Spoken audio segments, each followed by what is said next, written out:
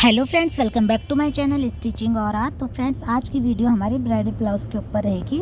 जैसा कि आप इमेज में देख पा रहे हैं, हम इसको जूम करके अगर देखेंगे तो सव्यसाची कटिंग इसकी की गई है और उसी तरीके से इसे स्टिच किया गया है। तो चलिए फ्रेंड्स, फर्मा के ऊपर हम इस ब्लाउज़ को कटिंग करेंगे। जितने भी हैवी ब्लाउज़ होते हैं, फर्मा कटिंग इनकी पहले की जाती है, फैब्रिक पर ये सीधे कट नहीं किए जाते। तो यहाँ से फ्रेंड हमने शोल्डर को हाफ करते हुए, यानी 15 इंच हमारा शोल्डर था, 15 का आप 14.5 ले लिया।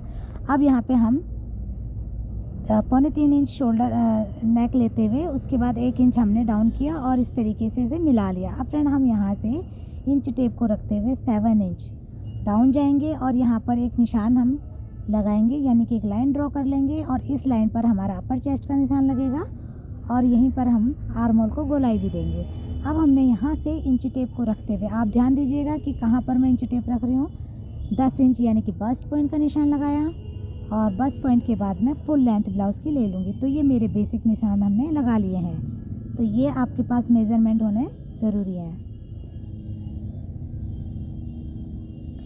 तो 16 इंच मैंने ब्लाउज़ इसलिए लिया है क्योंकि 3 पार्ट में ये ब्लाउज़ कटेगा, बेल्ट भी कटेगा और 2 पार्ट ऊपर के कटेंगे, तो 16 इंच हमें चाहिए ही होगा।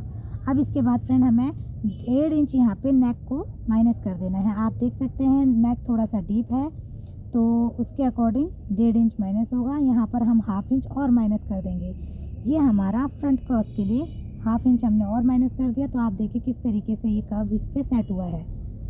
अब यहाँ से फ्रेंड हम लगाएंगे निशान बस्ट पॉइंट के लिए। यहाँ पर हम डाट देंगे, तो बस्ट पॉइंट का डाट ऐसे देते हैं, जो भी हमारा फुल बस्ट होता है उसको आप 10 से डिवाइड कर दें और जितना भी आ रहा है उतना लगा लें। तो 38 इंच का मेरा फुल बस्ट था, तो यहाँ पर 3.25 में एक लाइन कम और यहाँ नीचे वेस्ट वाली लाइन पे 3 इंच पे निशान लगाया। अब इसके बाद हमने इस लाइन को सीधा ड्रॉ कर दिया है। अब यहाँ पर हम कितना हमें डांट देना है, तो यानी कि 38 है, तो यहाँ हमें 3 इंच का डांट देना होगा और इसके बाद हमने इस लाइन को सीधा मिला लेना है। मतलब हमने डांट क्रिएट कर लिया है यहाँ पे। अब आप ये वाली लाइन देख रहे हैं ना, ये 0.25 जितना, यानी कि क्वार्टर इंच जितना ये नीचे की ओर बढ़ा लेंगे इसे और इस तरीके से फिर इसे हम तिरछा मिला लेंगे इस वाली लाइन से। ये इसलिए मिलाया जाता है कि जब हम यहाँ पे डाट को क्लोज करते हैं ना, तो गड्ढा ना बने। अब यहाँ से हमने आर्मोल पर भी एक डाट देना है। तो 1 इंच का या 1.25 इंच का डाट आप यहाँ पे थे, दोनों लाइनों को इक्वल करते हुए 1 इंच का डाट मैंने यहाँ पे दिया है। ये डाट हमारे फैब्रिक पर नहीं आएंगे, ये हम फर्मा कटिंग करेंगे और इसके बाद इसको कन्वर्ट करेंगे सव्यसाची में। ये पफ क्रिएट करने के लिए होते हैं। तो इस तरीके से अब इन दोनों लाइनों को हमने इक्वल करना है, जहाँ पर भी आ रहा है बराबर कर लेना है। अब इसे नापते हुए वेस्ट का निशान लगा लेना। 7.5 इंच पर मेरा वेस्ट था, तो इस तरीके से निशान लगाने के बाद यहाँ पर हम 2.25 इंच ऊपर गए और हमने इस तरीके से तिरछा निशान लगा लिया। ये हमारा बैक जो लेंथ होती है ना, यहाँ से हमारी निकलती है। तो अब यहाँ से हम अपर चेस्ट का निशान लगा लेंगे और यहाँ पर हमने अभी हाफ इंच लेना मैं भूल गई थी, तो अभी मैं हाफ इंच और ले लूँगी। हाफ इंच लूजिंग के लिए आप ज़रूर लें। यहाँ पर मेरा 36 अपर चेस्ट था, 36 अपर चेस्ट लेने के बाद 9 इंच लेने के बाद हाफ इंच और लूजिंग यहाँ पे लेना है, जो हमारा जो आर्म होल में डाट है ना उसमें कवर हो जाता है। तो अब यहाँ से फ्रेंड हम 1 इंच और 1.5 इंच का एक 2 निशान हमने लगा लिए।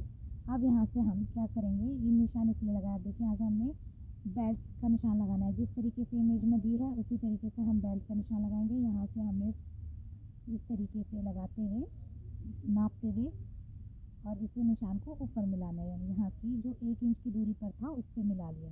तो ये हमारा बेल्ट बन के रेडी है।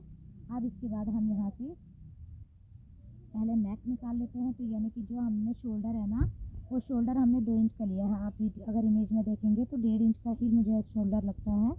तो आपको जितना शोल्डर चाहिए आप अपने अकॉर्डिंग रखें।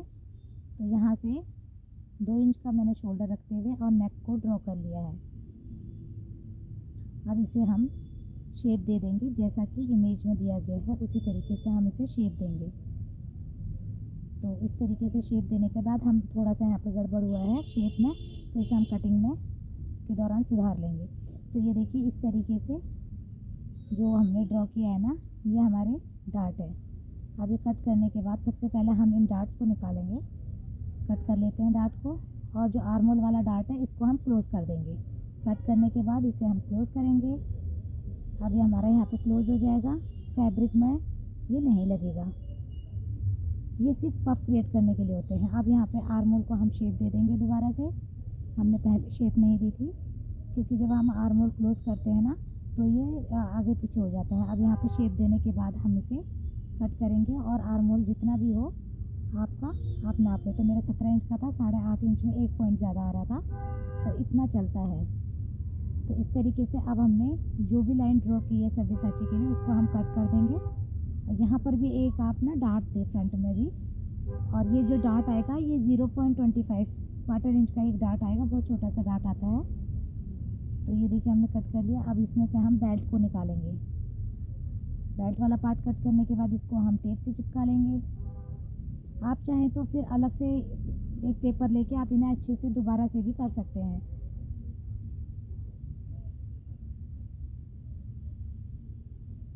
ये क्या मतलब दूसरे पेपर में इनको रखकर आप फिर से शेप दे सकते हैं।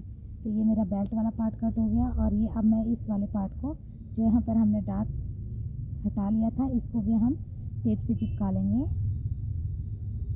चिपकाने के बाद इसकी शेप को भी हम थोड़ा सा, जो ये नोक नहीं कहीं पे बननी चाहिए, नोक हमारी बनेगी तो दिक्कत आती है। तो ये देखिए हमने इस तरीके से इसे कट कर लिया है। तो फ्रेंड्स इसको अगर हम इस तरीके से आपको लगा के दिखाएं तो ये देखिए, मैं इसको एक बार आपको चिपका के दिखाती हूँ किस तरीके से इसका पफ क्रिएट होता है।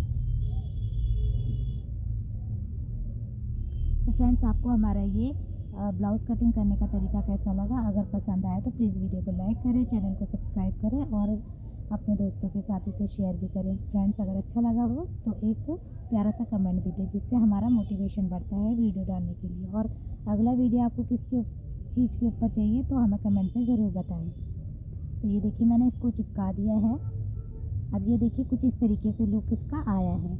और जब ये हम कपड़े के ऊपर कट करेंगे ना तो इसमें एक्स्ट्रा मार्जिन लेके, यानी स्टिचिंग का जो भी होगा हमें इसमें लेना होगा। इसमें फर्मा के ऊपर हम नहीं लेते हैं, क्योंकि कई बार क्या होता है हैवी ब्राइडल होते हैं तो एम्ब्रॉयडरी इसी के ऊपर होती है, मतलब इतनी ही कटिंग के ऊपर होती है, एक्स्ट्रा जो होता है वो बाद में लिया जाता है। Thanks for watching friends.